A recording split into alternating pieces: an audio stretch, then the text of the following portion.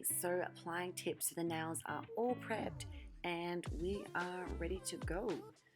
Okay, so you can see that this tip is really nicely fit, side wall to side wall. And it has to look like it's just coming and growing out of the finger. So basically how a natural nail would look, you literally see it coming out through the side walls and growing out naturally in a straight line. You don't want to force and press the tip down, because what's going to happen is it's going to want to pop off. You need to just place it down and it has to sit without putting any pressure onto the tip. Press down, place, and it just fits side wall to side wall straight away.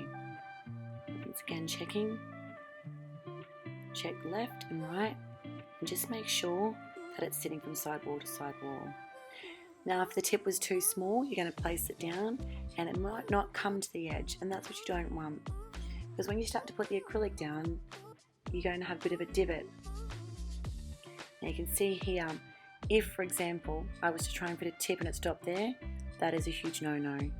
You can imagine that there's going to be a huge gap, and that's also going to be a stress area, which means it's going to split and break. Now if it's too big and it's touching the skin, then by all means definitely do not use that as well, because that's going to cause lifting and other issues as well. So if you have a tip that might be a little bit too big or too small, what you can do is opt for the bigger tip, and then you can just use your file and just file the sides a little bit to pre-shape it. Now where I'm pointing to here is the well, and that's where we're going to place our glue.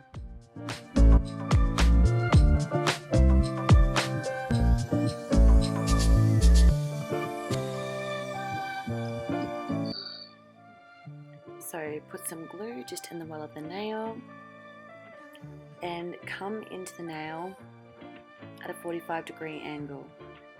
Just going to come in, see how I'm just a little bit on a lean there, and then just gently just rock the tip until it presses flat and has adhesion with the nail. So just hold that. I like to hold for about 60 seconds. Now what a lot of beginners do is they tend to place the tip down onto the nail, and then what happens is they kind of tip up as they've kind of made contact with the nail, and what that does is actually lift the nail back off the plate and it creates air bubbles. We don't want air bubbles at all, because water, bacteria, dust and everything like that is going to get caught or go under that nail, and that's not what we want. We want a nice seal everywhere so that no bacteria, water, moisture can harbour inside or underneath the nail plate. So as you can see here, I've made contact with the nail plate, and what I like to do is use my nails to go in and just kind of squeeze the ears or the sides of the tips.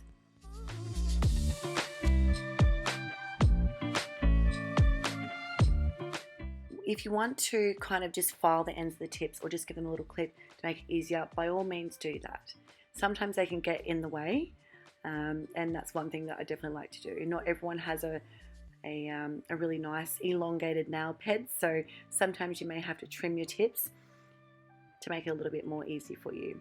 So once again, you can just see here where I've come into the nail, push down onto the nail plate. Now I'm going to come in and just squeeze in those little ears to tuck those in so they're not sticking out.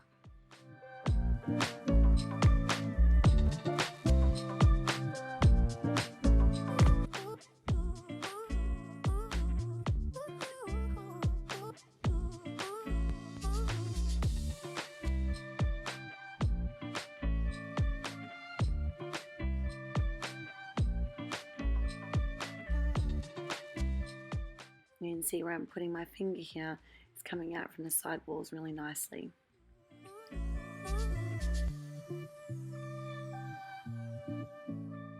So what you would have done already was pre-size all of your tips, have them laid out from pinky to your thumb ready, and come into each nail. I like to go into a bit of a pattern and go from pinky to thumb, pinky to thumb.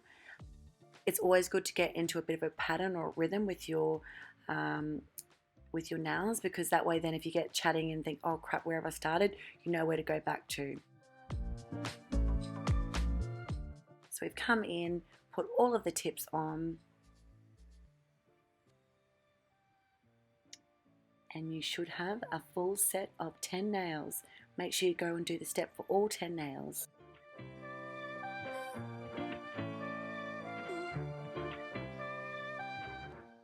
So once you finish this, your nails should be looking beautiful. Well, not quite beautiful yet, but at least you have a little bit of length.